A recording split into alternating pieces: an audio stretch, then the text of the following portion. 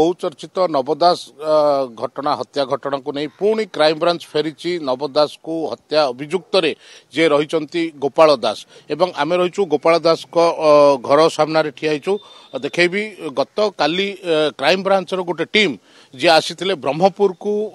एवं गोपाल दास जे भाई रही सत्यनारायण दास पुत्र को दीर्घ समय धरी जेरा करते तेरे बर्तमान पर्यंत जेहेतु गोपाल दास हत्याकांड को नहीं विभिन्न तथ्य आसूची जो भली भाव किए हत्या कला आ पछे आउ कौन रहस्य रही कि प्रकृत रहस्य बर्तमान पर्यंत उन्मोचन हो पारि ना ये सब दिग को नहीं पुणी क्राइम ब्रांच आसवा निहाती भाव गोटे बड़ कथा एवं क्राइम ब्रांच केउ दिग को नहीं पुणी तदंत आरंभ कर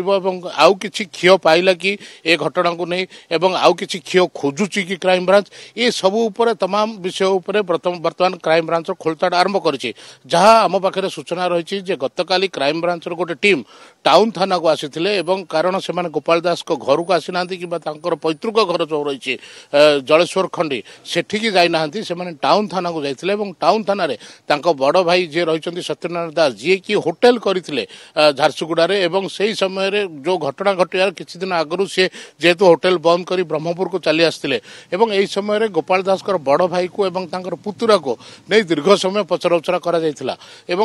पचराउचर सी कौन प्रश्न पचार कौन क्षय बाहर करते जदियो ता स्पष्ट होना किंतु पुनर्बार क्राइम ब्रांच टीम ब्रह्मपुर को आसवा नहीं निहाती भाव गोटे आशा होची जे संदेह करा जाउची जे हुए तो आउ किछि क्षय छाड़ी देथिले पूर्व क्राइम ब्रांच टीम जहाँ को खोजिया बर्तमान पुनर्बार क्राइम ब्रांच टीम को आसवा को पड़ा तो बर्तमान देखिवार कथा जे क्राइम ब्रांच टीम